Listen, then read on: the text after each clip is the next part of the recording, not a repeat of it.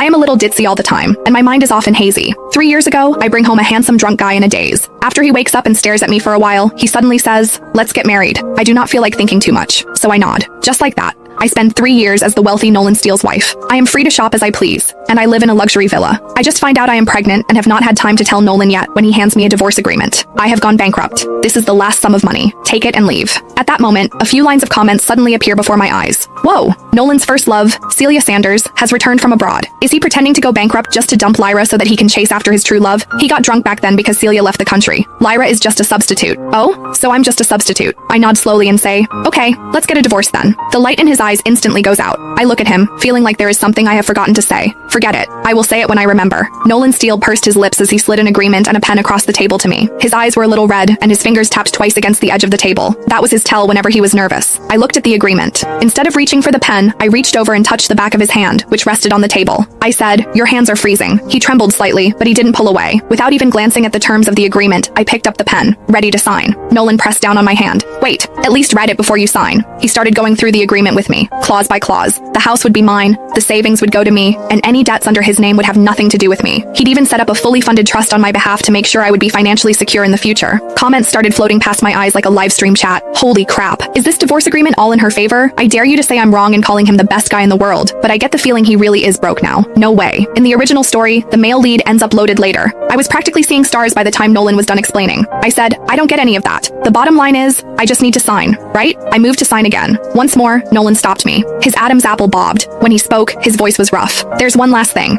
Getting divorced doesn't mean we're cutting ties completely. If you ever need my help with anything, just ask. I stared at him, puzzled. But you're drowning in debt. What could you possibly help me with? Nolan was at a loss for words and lowered his head. I thought back over the last 3 years. No matter how busy he was, he would always text me goodnight. Any dessert I casually mentioned would show up in the fridge the next day. Whenever I stumbled home drunk, the light in the entryway would always be on. My heart suddenly softened. I looked at him and said seriously, if you really end up so broke you can't even afford to eat, come to me. I'll take care of you. Nolan's head snapped up. His eyes turned even redder than before, and he swallowed hard a few times before he finally managed to murmur, okay. Nolan told me he'd found work on a construction site. He would be doing physical labor. The pay was good, and meals and housing were included. He was leaving right away. He stood by the door with a suitcase in hand and looked back at me. His lips parted like he wanted to say something, but he ultimately stayed silent. Then, he opened the door and walked out. I headed back to the bedroom. Nolan's presence was everywhere. In the closet, his dress shirt still hung in a perfectly neat row. On the nightstand sat the business magazines he had to read every night. In the bathroom, his toothbrush was still next to mine. I lay on the bed and thought about the past 3 years. I remembered how Nolan had once stayed up all night fixing the music box I'd smashed. Whenever I woke up hungover, there would always be warm water and anti-hangover tablets by the bed.